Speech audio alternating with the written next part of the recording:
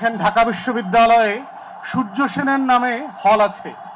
আমরা কি কোনোদিন প্রশ্ন করেছি যে সূর্য সেনের নামে হলটা কিভাবে হয়?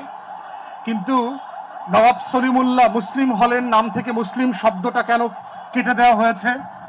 ঢাকা বিশ্ববিদ্যালয়ের মনোগ্রামে একটা কোরআনের আয়াত লেখা ছিল, ইকরা বিসমি রাব্বিকাল্লাযী খালাক, পড়ো তোমার প্রভুর নামে যিনি তোমাকে সৃষ্টি করেছেন। ৭১-এর যুদ্ধের পরে এই মনোগ্রাম থেকে কোরআনের আয়াতটা কেন সরিয়ে দেওয়া হয়েছে? জাহাঙ্গীরনগর বিশ্ববিদ্যালয়ের সাথে জাহাঙ্গীরনগর মুসলিম শব্দটা লেখা ছিল, মুসলিম বিশ্ববিদ্যালয় লেখা ছিল, ওই শব্দটা কেন সরিয়ে দেওয়া হয়েছে?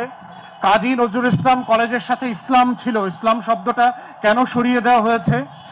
তারপরে হচ্ছে বাংলাদেশ বেতারের টেলিভিশনে যুদ্ধের পরে আজান কোরআন তেলাওয়াত বন্ধ করে দিয়ে দেওয়া হয়েছিল ৭২ থেকে ৭৫-এ। কেন? যুদ্ধটা কি ধর্মের ভিত্তিতে হয়েছিল? যুদ্ধটা কি ইসলামের বিরুদ্ধে হয়েছে? এটা তো একটা রাজনৈতিক প্রশ্ন ছিল, মীমাংসা যেটা করা হয় নাই, যে একটা আওয়ামী লীগ সংসদে বেশি আসন পেয়েছে তাকে ক্ষমতা নিতে দেওয়া হয় নাই। It's a pure political question. একটা রাজনৈতিক প্রশ্নকে যখন মিলিটারিলি রেজলিউশন করবার চেষ্টা করা হয়েছে, সামরিক জান্তা অত্যাচার নির্যাতন করেছে, তার বিরুদ্ধে একটা লড়াই হয়েছে। তাহলে আপনি লড়াইটা রাজনৈতিক, কিন্তু প্রতিশোধ নিচ্ছেন ধর্মের উপরে কেন?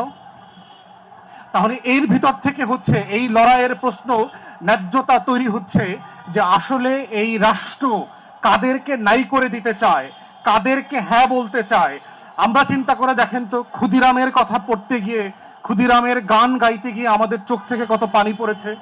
কিন্তু তিতুমির, শরীয়তুল্লাহ, দুদু মিয়া, হাবিলদার, রজব আলী, এদের কথা শুনলে আসলে আপনার কাছে কেমন লাগে? একটু বিদেশি বিদেশি, ভিনদেশি, পুরাতন, হ্যাঁ একটু চিনি চিনি, একটু না চিনি। তাহলে চিন্তা করে দেখেন তো যে আপনি আসলে কাকে মনে রাখছেন এবং কাকে ভুলে দিচ্ছেন। কেন আমাদের প্রত্যেকটা ন্যাশনাল ক্যারেক্টার, প্রত্যেকটা ন্যাশনাল এন্টারটেনমেন্ট ইন্ডাস্ট্রিতে আপনি দেখবেন যে পরিকল্পিতভাবে আমার শত শত বছরের এই মুক্তির লড়াইকে কিভাবে নাই করে দেওয়ার চেষ্টা চলছে। সিরাজউদ্দৌলার চরিত্র আমাদের প্রত্যেকটা নাটকে, গল্পে দেখবেন সিরাজউদ্দৌলাকে আপনার মানে ওমেনাইজার, মদ্যপ, কাজ করে না, শুধু হারামে মেয়েদের সাথে বসে থাকে, এই ধরনের ক্যারেক্টার হিসেবে তুলে ধরা হয়েছে। আসলে কি নবাব সিরাজউদ্দৌলা সেরকম ছিলেন? কিন্তু এই যে পলাশীর প্রান্তরের যে অরিজিনাল যে কনস্পিরেসি, ওয়াটসন কনস্পিরেসি সম্পর্কে কয়জনকে অবগত করা হয়েছে আমার নাটক সিনেমা দিয়ে?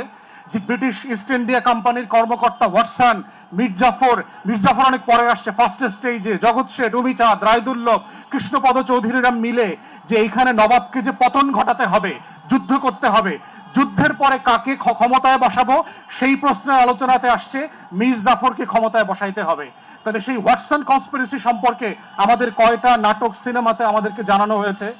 তাহলে এই যে রাষ্ট্র পরিকল্পিতভাবে গত ৬-৭ দশক ধরে কলকাতার ব্রাহ্মণ্যবাদী, বিজেপির হিন্দুত্ববাদী যে রাজনীতির চৈতন্য, আরএসএস এর চৈতন্য, সিপিবি এবং কমিউনিস্ট আন্দোলনের মধ্য দিয়ে এই অঞ্চলের তরুণদেরকে দেওয়া হয়েছে, এইটা শুধুমাত্র এই অঞ্চলের কমিউনিস্ট পার্টির প্রতিষ্ঠার ইতিহাস পড়লে দেখবেন।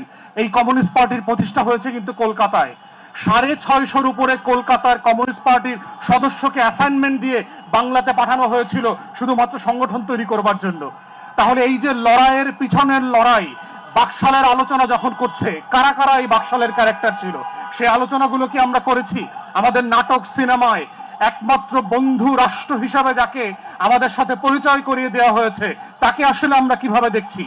বাংলাদেশের একটা ইসলামী দলকে আমি কোনভাবে দেখি, আর বিজেপিকে আমি কোনভাবে দেখি? দেখেন, জামাত, খেলাফত, এই যে হেফাজত, ইসলামী দলগুলো, ইসলামিক ক্যারেক্টারগুলো সামনে আসলে আপনার কেমন লাগে?